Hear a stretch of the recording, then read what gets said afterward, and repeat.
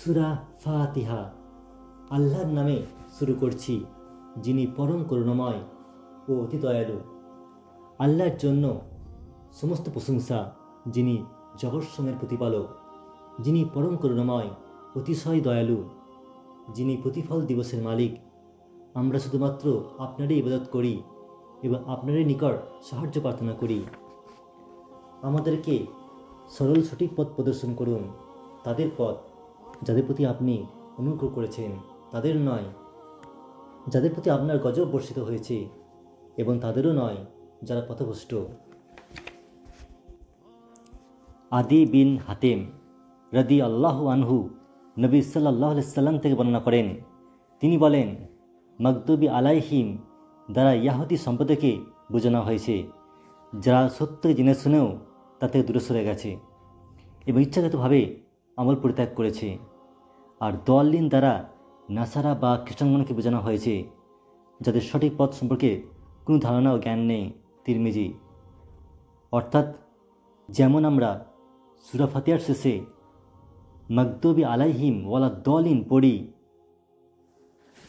এখানে মাগদুবি আলাইহিম বলতে ইয়াহুদি সম্প্রদায়কে বোঝানো হয়েছে, আর দলিন বলতে নাসারা বা খ্রিস্টানকে বোঝানো হয়েছে। আবদুল্লাহ ইবনে ওমর রাদিয়াল্লাহু আনহুমা থেকে বর্ণিত, নবী সাল্লাল্লাহু আলাইহি সাল্লামের প্রতি ওহী অবতীর্ণ হওয়ার পূর্বে বালদা নামক স্থানের নিম্নভাগে যায়েদ ইবনে আমর ইবনে নুফাইলের সাথে নবী সাল্লাল্লাহু আলাইহি সাল্লামের সাথে সাক্ষাৎ হয়। তারপর কুরাইশদের পক্ষ থেকে নবী সাল্লাল্লাহু আলাইহি সাল্লামের সামনে দস্তখানা বিছানো হলো। তিনি তা থেকে খেতে অস্বীকার করলেন এবং যায়েদের সামনে ঠেলে দিলেন, কিন্তু তিনিও তা খেতে অস্বীকার করলেন। অতঃপর যায়েদ কুরাইশদের লক্ষ্য করে বললেন, তোমাদের মূর্তি নামে তোমরা যা জবাই করো তা আমি কিছুতেই খেতে পারি না। আমি তো কেবলমাত্র তাই খেয়ে থাকি যাতে জবাই করার সময় আল্লাহর নাম উচ্চারণ করা হয়।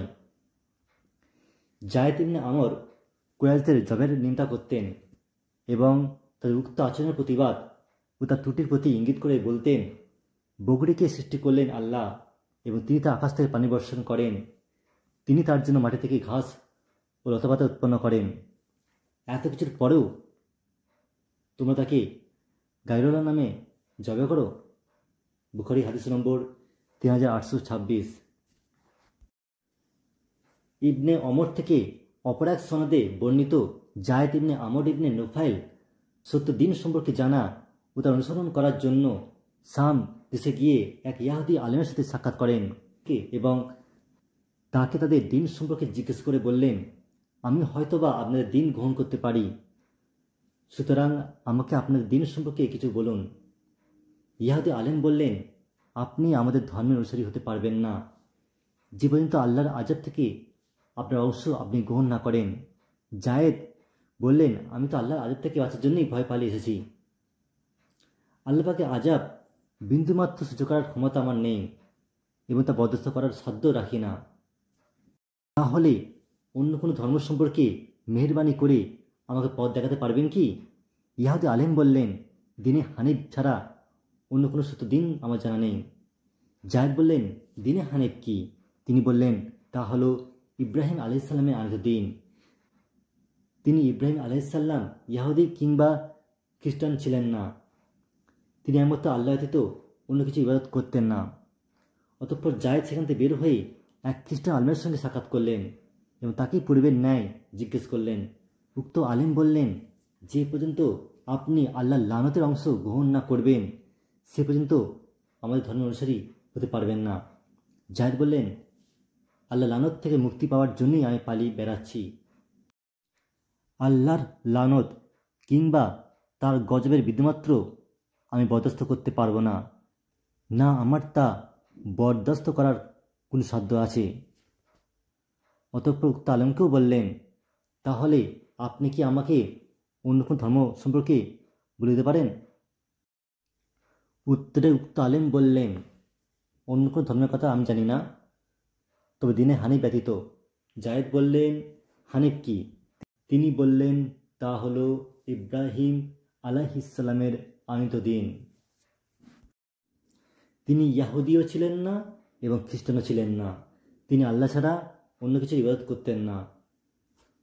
ডায়েট যখন দেখলেন যে ইব্রাহিম আলাইহিসসালামের দিনের সত্যতার ব্যাপারে তার সকলে একমত, তাদের মন্তব্য শুনে বেরিয়ে এলেন এবং বাহিরে এসে দুহাত তুলে বললেন, হে আল্লাহ, আমি তোমাকে সাক্ষী রেখে বলছি যে নিশ্চয়ই আমি ইব্রাহিম আলাইহিসসালামের দিনের প্রতি রয়েছি। বুখারী হাদিস নম্বর 3828। লাইস বলেন, হিসাম তার পিতা ও আসবিদ্দা আবু বকরের বরাত দিয়ে আমাকে লিখেছেন যে আসমা বলেন, একদিন আমি জায়েদ ইবনে আমর ইবনে নুফাইলকে দেখলাম যে তিনি কাবাঘরের সাথে নিজের পিঠ লাগিয়ে দাঁড়িয়ে কুরাইশদেরকে লক্ষ্য করে বলছেন, হে কুরাইশ দল, আল্লাহর কসম, আমি ছাড়া তোমাদের কেউ ইব্রাহিম আলাইহিসসালামের দিনসারী নও। আর তিনি জীবন্ত পতিত নবজাত শিশুকন্যাকে জীবিত করতেন। যখন কোনো ব্যক্তি তার মেয়েকে হত্যা করতে চাইত তখন তিনি তাকে বলতেন, একে হত্যা করো না, তোমার পরিবর্তে আমি তার ভরণ পোষণের দায়িত্ব নেব। এই বলে তিনি তাকে নিয়ে যেতেন। মেয়েটা যখন বড় হতো তিনি তার পিতাকে বলতেন, তুমি চাইলে আমি মেয়েটাকে তোমাকে দিয়ে দেব, আর তুমি যদি চাও তবে আমি মেয়েটার ভরণ পোষণ করে যাব। বুখারী হাদিস নম্বর 3428। বুখারী হাদিস নম্বর 3428। উবাদা বিন সামিত রাদিয়াল্লাহু আনহু থেকে বর্ণিত, নিশ্চয়ই আল্লাহ রাসূল সাল্লাল্লাহু আলাইহি সাল্লাম বলেছেন, যে ব্যক্তি নামাজে সূরা ফাতিহা পাঠ করবে না তার নামাজই হবে না। বুখারী হাদিস নম্বর 756। আবু হুরায়রা রাদিয়াল্লাহু আনহু থেকে বর্ণিত, তিনি বলেন, নিশ্চয়ই আল্লাহ রাসূল সাল্লাল্লাহু আলাইহি সাল্লাম বলেছেন, যখন ইমাম সাহেব আমিন বলে তখন তোমরা আমিন বলো, কেন ওই সময় ফেরেশতারাও আমিন বলে থাকে। যে ব্যক্তির আমিন বলা ফেরেশতাদের আমিন বলার সাথে মিলে যায় তা পূর্ববর্তী গুনাহ মাফ করে দেওয়া হয়। আমিন অর্থ হচ্ছে, হে আল্লাহ, আপনি কবুল করুন। বুখারী হাদিস নম্বর 4475।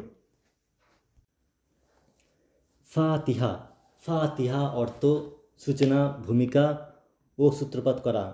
এই সূরাটিকে ফাতিহাতুল কিতাব ও উম্মুল কিতাবও বলা হয়, কারণ মুসহাবে কোরআন মাজিদের প্রথমে এই সূরাটি লিখিত এবং নামাজের মধ্যে এর দ্বারাই কিরাত আরম্ভ করা হয় বলেও একে এ নামে অভিহিত করা হয়েছে। বুখারী কিতাবুত তাফসির ফাতিহাতুল কিতাব অনুচ্ছেদ।